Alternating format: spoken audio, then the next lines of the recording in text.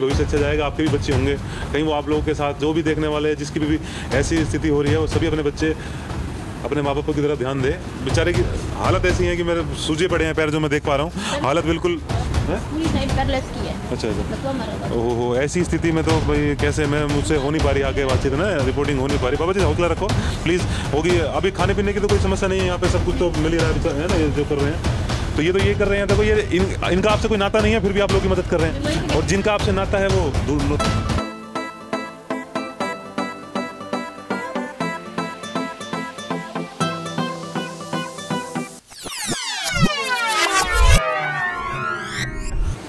नमस्कार, मैं कृष्ण कुमार सैनी और आप देख रहे हैं आपका पसंदीदा चैनल हैप्पीनेस इंडिया।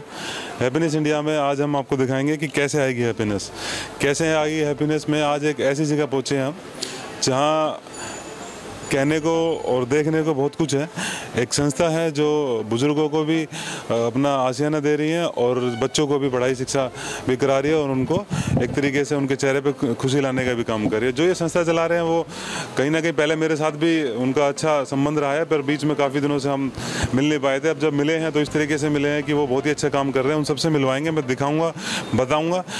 सबसे पहले मैं आपको ये बताना चाहूँ कि जो खुशी है वो बुज़ुर्गों से लेकर बच्चों पे सबके चेहरे पे होनी चाहिए, और बुज़ुर्गों की खुशी और बच्चों की खुशी सबसे ज़्यादा अहमियत रखती है हमारे समाज में हैप्पीनेस फैलाने में और एक खुशी का संचार करने में। और आज वही बच्चे भी, और देश की अगर स्थिति देखें तो बुज़ुर्गों का ऐसा हाल होता है कि भाई उनके जो बाद में उनको घर से निकाल दिया जाता है उनके बेटी द्वारा, या फिर किस परिस्थिति के कारण वो अकेले रह जाते हैं। मगर कुछ ऐसी संस्थाएं हैं जो यहाँ उनके लिए काम कर रही है और लगातार उनकी आवाज़ उठा रही है। तो मेरे साथ जो संजीव जी मौजूद हैं, जो ये संस्था चला रहे हैं। संजीव जी कैसे हैं आप? नमस्कार, बढ़िया जी, आप बताएं। तो संजीव जी, जैसे कि हम पहले से मिले हुए हैं, पर आज हम कई सालों बाद आज मिल रहे हैं और बड़ा अच्छा लगा देख के कि जो आप काम कर रहे हैं। तो सबसे पहले तो ये बताइए कि आपने कैसे शुरुआत करी, कैसे मन में विचार आया? ये हमारा 1 साल करीब यहाँ पे हमने वृद्धाश्रम और बच्चों के लिए खोला था। तो देखते देखते जब हमने शुरुआत की, बच्चे बढ़ते गए और ऐसी सिलसिला जारी है। बच्चों के लिए यहाँ पे हम निःशुल्क पढ़ाई कराते हैं और बुजुर्ग यहाँ पे परमानेंट जो रहते हैं यहाँ पे।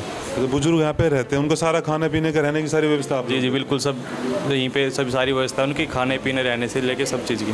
तो देखो, जो ये काम है, मैं कहना चाहूँगा कि बहुत सारे ऐसे लोग हैं जो पैसा कमाने के बावजूद भी नहीं कर पा रहे, और संजीव जो है बहुत ही कम उम्र में, मेरे ख्याल में अभी 30 के भी नहीं होंगे, और इस उम्र में इन्होंने समाज के अंदर इस तरह के काम करने का, समाज सेवा करने का, बुजुर्गों की सहायता करने का, बच्चों को आगे उनका भविष्य बनाने का जो निर्णय लिया है, वो एक हम भी एक तरीके से चैरिटेबल काम भी कर रहे हैं। और बहुत, आप जो हैप्पीनेस इंडिया हम चैनल चला रहे हैं उसका भी मकसद ये है कि सिर्फ हैप्पीनेस आप तक पहुंचाना।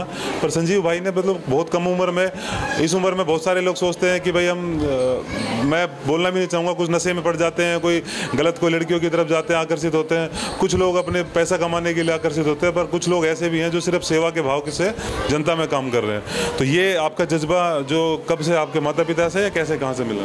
ये देखो, संस्कारी होते हैं, सबसे पहले परिवार के होते हैं, परिवार से सीखा है बिल्कुल, उनके ही दिए हुए, उनके चले हुए कदमों पे हम चल रहे हैं, उनसे सीखते आए हैं, और ऐसे ही अब परिवार का सहारा है और आप जैसे सभी का सहयोग से इतना हम चला पा रहे हैं। नहीं, बहुत अच्छा काम कर रहे हैं। हम आपसे बात करेंगे, पूरा विस्तार से जानेंगे क्या आप आगे करने वाले हो, क्या किया है। मुझे लगता है थोड़ा बच्चों से भी हम मिल लेते हैं, आओ साथ चलते हैं, आ जाओ, बच्चों से मिलते हैं। बहुत सारे बच्चे यहाँ मौजूद हैं, तो आप सभी को बच्चों से मिलवाएंगे, बुजुर्गों से मिलवाएंगे, और जो यहाँ पे साथी गण है उन सभी से मिलवाएंगे।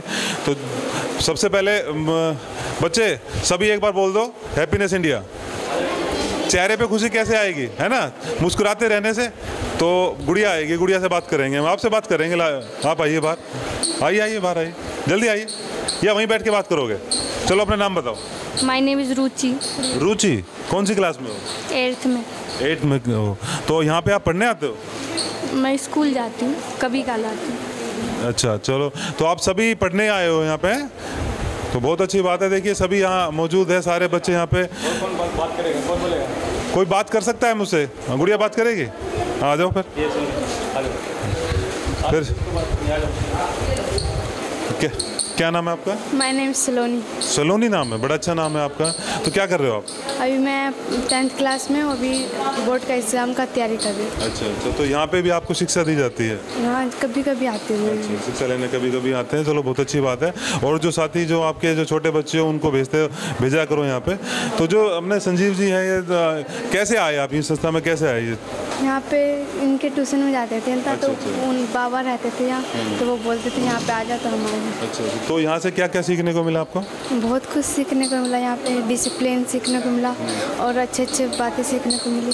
अच्छा, तो ये तो बच्चे हैं यहाँ पे, मैं कुछ बुजुर्ग भी मौजूद हैं, उन सभी से भी आपको मिलवाऊंगा थोड़ी देर में, उन सभी बच्चों से मिलवाऊंगा। अभी आप यहीं रहो गुड़िया, उनसे भी मिलवाएंगे कि वो यहाँ तक कैसे पहुँचे और क्या उनकी परिस्थिति रही। वो वाला जो एपिसोड होगा वो मुझे लगता है कि थोड़ा सा इमोशनल हो सकता है, क्योंकि जो बुजुर्गों का वृद्धाश्रम तक पहुँचना है अपने आप में ही एक सोच ना भी एक तरीके से एक बड़ा मुश्किल परिस्थिति हो जाती है, क्योंकि बुजुर्गों को तो हमारे आशीर्वाद होते हैं, भारत देश का गौरव है, जो हमें संस्कार देने चाहिए, उन्हें हमें जो नई नौजवान पीढ़ी है उनको आगे बढ़ाने की बातें बतानी चाहिए, पर हमारी नौजवान पीढ़ी आज उनको छोड़ रही है। तो वो बातें हम बाद में करेंगे, अभी थोड़ा सा हैप्पीनेस मूड है, सभी बच्चे खुश हैं, अभी बिस्किट खा रहे हैं और भी सारी चीज़ें देखेंगे। कौन सी पोएम सुनाने वाले हो? बंदर मुझे बनाया। बंदर वाली? चलो गाय वाली सुनाओ। इसको हाथ में आप ही पकड़ो, आप ही सुनाओ। मेरी गाय भोली वाली, रोज सुबह चढ़ने को आ जाती, शाम ढले घर आ जाती, घास फूस कंचूरी खाती, हमको मीठा दूध पिलाती। बहुत बढ़िया, तालियां तो बजा दो एक बार, सभी है ना, क्लैपिंग अच्छे से होनी चाहिए। क्या नाम है आपका? मेरा नाम सौम्या। सौम्या नाम है गुड़िया का। तो सौम्या क्या बनना चाहते हो आप? डांसर। अच्छा, डांसर बनना चाहती है गुड़िया। अच्छा, बड़े हो गए आपका सपना है कि डांसर बनोगे और सबको सिखाओगे। अभी कौन सी क्लास में हो? अभी यहाँ पे एडमिशन नहीं हुआ। अभी आप स्कूल में नहीं पढ़ रहे हो? अब मम्मी पापा कहाँ रहते हैं? मम्मी पापा यहीं पे रहते हैं, घर पे। अच्छा, तो एडमिशन नहीं कराया, तो एडमिशन कराने की इनकी व्यवस्था देखिए कैसे क्या करना है अभी एडमिशन। अच्छा, कुछ जहाँ स्कूल में एडमिशन नहीं हो पा रहा तो आप संजीव जी की हेल्प लो, है ना, ये कराएंगे, अच्छे स्कूल में एडमिशन कराएंगे आपका, और जो भी जरूरत होगी वो आपको ज़रूर पूरा करेंगे। तो ये सारे बच्चे हैं यहाँ पे, सभी मौजूद हैं। तो मुझे लगता है कि हम सबसे एक एक करके नहीं मिल पाएंगे, तो गुड़िया आई है तो बात करने के लिए आ जाओ, आओ, खुद ही अपने मन से आई है गुड़िया, तो इनसे बात करते हैं। क्या नाम है जी आपका? मनीषा। मनीषा, अच्छा, क्या करोगे आप? डांस करके दिखाओगे? डांस के लिए तो गाना चलाना पड़ेगा, कुछ गाना गा के या कुछ और चीज़ करके बता सकते हो? कौन सी क्लास में पढ़ रहे हो पहले बताओ। मैं गांव में पढ़ती। यहाँ नहीं पढ़ते? कहाँ पे? एनजीओ में, इधर ही पढ़ती। अच्छा, यहीं पे ही पढ़ते हैं, चलो ये भी बहुत अच्छी बात है। कौन सी क्लास में? मैं 4th में। अच्छा, अभी 4th में आओ, ठीक है।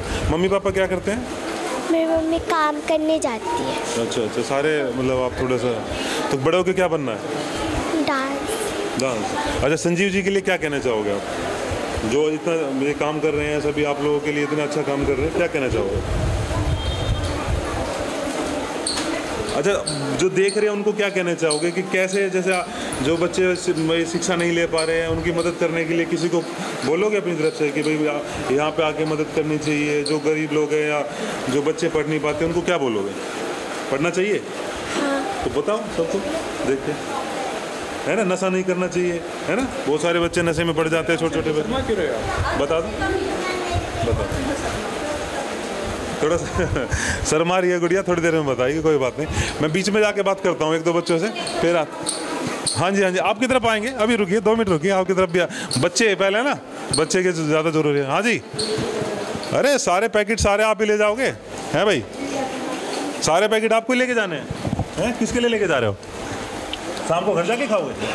अरे वाह, क्या नाम है? अमन। अमन, कौन सी क्लास में हो? सेकंड क्लास में, यहीं पे पढ़ते हो? अच्छा, क्या बनोगे बड़े होके? पुलिस। अरे वाह, 15 अगस्त को भी आएंगे हम, यहीं पे बनाएंगे 15 अगस्त, ठीक है? तो एक बार तेज फुल आवाज में बोल दो, है भारत माता की, भारत माता की, भारत माता की। बहुत बहुत बढ़िया भाई, धन्यवाद आपका। तो अब संजय जी से बात करेंगे, उसके बाद हम बुजुर्गों से भी बात करेंगे। कुछ वहाँ पे देखा, बहुत सारे बच्चों से भी मिले, एक वो लेडीज़ भी थी जो बता रहे हो आप, हाल फिलहाल में पुलिस लेकर आई उनको। तो कैसे, कितनी चुनौतियों से सामना करना पड़ता है आपको ये वृद्धाश्रम चलाने में? देखो, चुनौतियाँ तो हर एक काम में रहती है, ऐसा नहीं कि किसी काम में नहीं होता, किसी में कम, किसी में थोड़ी ज़्यादा। बट ये है कि आप सभी का सहारा है तो साथ साथ धीरे धीरे सारी हम चुनौतियाँ हो जाता है। नहीं देखो, एक तो ये है कि इस उम्र में, जैसे मैं पहले भी बात कर रहा था कि एक बार इसको प्लीज़, नहीं अभी रुक जाओ 2 मिनट के लिए। थोड़ा अंदर बच्चे थोड़ा एंजॉय कर रहे हैं, बच्चे अपना परफॉर्मेंस कर रहे हैं, हालांकि हमने उन्हें डिस्टर्ब कर दिया, उन्होंने हमें नहीं किया। तो ये भी ज़रूरी है। देखो यहाँ आके ये चीज़ भी देखने को मिली कि बच्चे एक भगवान का रूप है, उनको कोई मतलब नहीं, वो सिर्फ अपने खेल कूद में अपने आप को आगे बढ़ाने में लगे रहते हैं। उनको कोई बड़ा छोटा इस चीज़ से कोई वो नहीं होता, भगवान का रूप है। बच्चे आपको जहाँ भी दिखे उनकी मदद करें। मैं तो एक ये भी कहना चाहूँगा, बहुत सारे जो बच्चे हैं बेचारे, जो स्टेशन पे, बस स्टैंड पे और जितने भी नाके होते हैं या रोड के ऊपर भीख भी मांगते हैं, तो उन लोगों के लिए भी ऐसी हमारी सरकारों को, हमारे प्रशासन को कुछ मदद करनी चाहिए। संजीव भाई जैसी संस्था है तो उनकी मदद कर रही है, कहीं ना कहीं उनकी हेल्प भी करते हैं। जाके कोई ऐसा परेशान है, कई लोग ऐसे है कि जानबूझ के उनसे भीख मंगवाते हैं, तो ऐसी कुछ मुहिम चलाई जाए। तो आप कुछ कहना चाह रहे हैं इसके ऊपर? बिल्कुल बिल्कुल, ऐसे हम देखो, आपने नोट किया होगा किसी भी ग्रामीण एरिया में लोग भीख नहीं मांगने जाते और ना उनको वहाँ पे मिलती है। जितना भी डेवलप एरिया है वहाँ पे लोग भीख मांगते हैं और वहाँ पे हम खुद देते हैं। आप खुद से आइडिया लगाइए, हम जितने पढ़े लिखे होते हैं, हम कहीं ना कहीं हम ही गलती कर रहे हैं भीख देकर। अगर हम खुद भीख देना बंद करेंगे तो जो बड़े बड़े माफिया खुद कहीं ना कहीं अपने आप पीछे हो जाएंगे। ये बड़ी अच्छी बात की आपने। जब उनको कुछ मिलेगा ही नहीं तो फिर उन बच्चों को परेशान करना, ऐसा भी होता है कि बच्चों से भीख मंगवाने के लिए उनके हाथ पैर भी तोड़ दिए जाते हैं। बिल्कुल बिल्कुल, ये बिल्कुल सच बात है और ये होता भी है। हमने खुद नोट भी किया और बच्चे यहाँ पे उन बच्चों को लेके भी आते हैं। वैसे ही बच्चे यहाँ पे, हम जो बच्चे भीख वगैरह मांगते थे उनको समझा के, बड़े हमें बहुत कठिनाई का सामना करता है। 5-5, 7-7 दिन लग जाते हैं उन बच्चों को समझाने में कि पढ़ाई क्यों ज़रूरी है। जब उनको माइंड में आ जाता है, यहाँ पे देख के, बच्चों का माहौल देख के, उनको खाने पीने की चीज़ें मिलती है, डांस होता है, प्लेइंग एक्टिविटी होती है, तो उनको बच्चों को लगता है। फिर अपने जाके पेरेंट्स को बोलते हैं कि हमें पढ़ना है। तो वो धीरे धीरे बदलाव कहीं ना कहीं आ रहा है और हम इसको एक बड़े स्केल पे लेके जाना चाह रहे हैं। हमने एक मुहिम चला रखी है, भीख फ्री इंडिया। तो उसके अंदर हम सभी लोगों से ये आग्रह करते हैं कि लोग भीख देना बंद करो। अगर जब हम भीख देना बंद कर देंगे तो ऑटोमेटिक बदलाव इसके अंदर ज़रूर आएगा। भीख देने की बजाय आप उनको खाने पीने की चीज़ें दो, आप उनको कॉपी किताब दो, आप उनको किसी स्कूल में, किसी NGO में वहाँ पर एडमिशन कराओ, आप वहाँ पर पे करो उन बच्चों को।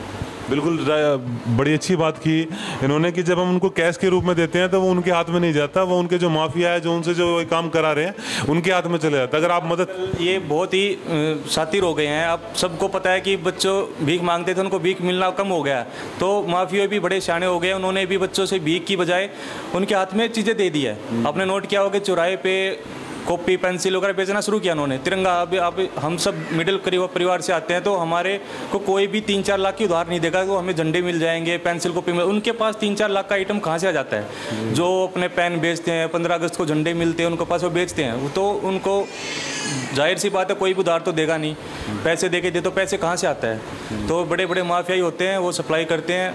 तो बिल्कुल ठीक कह रहे हो, ये सारे माफिया गैंग है। मुझे बहुत बार ऐसा लगता है, हमने कोशिश भी की, क्यों हमारी प्रशासन, क्यों हमारी पुलिस फोर्स इस चीज़ को काबू नहीं कर पा रही है कि जो जितने भी नाके हैं या जितने भी लाइट्स हैं, उन सब पे आपको ये देखने को मिल जाएगी छोटे बच्चे भीख मांगते हैं। और उनके अब जो बताया कि नया ट्रेंड शुरू हुआ है, कॉपी पेन पेंसिल तिरंगा ये ऐसे कुछ आइटम लेके वो बेचते हुए दिखाई देते हैं, फिर भी उनको ना कोई पकड़ता है, ना उनकी तरफ कोई कार्रवाई होती है। वो ऐसा कुछ कार्रवाई करे, कुछ ऐसे काम करें। और एक और बात अभी जो इन्होंने संजीव जी ने बताई कि वो भी मैं उठाना चाहूँगा कि पुलिस जो प्रशासन ऐसे लोगों को देखती हैं, कहीं कोई बुजुर्ग है या फिर कहीं कोई अनाथ है या कुछ बच्चे ऐसे इस परिस्थिति में, वो संस्थाओं से कांटेक्ट करती हैं, आप लोगों से कांटेक्ट करते हैं, बिल्कुल आप लोगों के पास लेके आते हैं। जी बिल्कुल। तो हमारे प्रशासन और हमारी सरकारों के पास ऐसी व्यवस्था क्यों नहीं है कि वो, या फिर अगर उनके पास व्यवस्था नहीं है तो ऐसी संस्थाओं की मदद करें किसी तरीके से, चाहे चैरिटेबल के तौर पे या कुछ और, पर वो ऐसी कोई भी व्यवस्था नहीं है। ना उनके पास कोई रहने की व्यवस्था है, ना कुछ खाने की व्यवस्था है। जब ऐसी परिस्थिति होती है तो सरकारी महकमा ऐसी NGO की तरफ देखता है, और फिर बाद में अगर कुछ प्रॉब्लम होती है तो फिर NGO को, ऐसे संस्थाएं जो मदद कर रही हैं, उनको परेशान करने का भी काम किया जाता है। तो ये अलग अलग घटनाएं, इस पर एक बारीकी से बाद में अध्ययन किया जाएगा। अभी सिर्फ हम इस बात पर बात कर रहे हैं कि भाई जो ये संस्था चला रहे हैं संजीव भाई, तो उसमें क्या परिस्थितियाँ रही और कैसे ये आगे बढ़ रहे हैं। कितने साल हो गए आपको यहाँ पे? हमें चलाते 3-4 साल हो गए हैं, 3.5 साल से ऊपर हो गया है, रेगुलर चल रहा है। बुजुर्ग है, बच्चे हैं, सब चीज़ें देखो। तो इस संस्था के अलावा आप कुछ और भी काम कर रहे हैं? हाँ, काम तो कर ही रहे हैं और भी मतलब वो अपना कुछ काम करना पड़ता है अपना घर परिवार चलाने के लिए। तो कभी जैसे ऐसा नहीं लगता कि भाई जैसे इस उम्र में जैसे अपने कैरियर पे फोकस किया जाए या फिर भाई आगे बढ़ा जाए, है ना? जो समाज सेवा में क्या रखा है, बहुत सारे लोग कहते होंगे अरे यार अभी समाज सेवा कर रहा है। देखो, अब मैं मेहनत करके अपना कैरियर बना पाऊंगा, इसमें कोई गुंजाइश नहीं कि बहुत अच्छा कैरियर बन सकता है। लेकिन अगर मेरी मदद से इन इतने सारे बच्चे आते हैं, उनमें से अगर 5-7 बच्चों का भी कैरियर बन गया तो मेरा कैरियर तो ऑटोमेटिक बन गया। बहुत बढ़िया बात कही थी, बहुत बेहतरीन सोच है आपकी। कहीं ना कहीं हम पहले भी साथ काम कर चुके हैं, तो बड़ा अच्छा रहा आपका। शुरू से ही एक तरीके से क्रिएटिविटी पे ध्यान रहा है, कुछ ना कुछ करते रहना।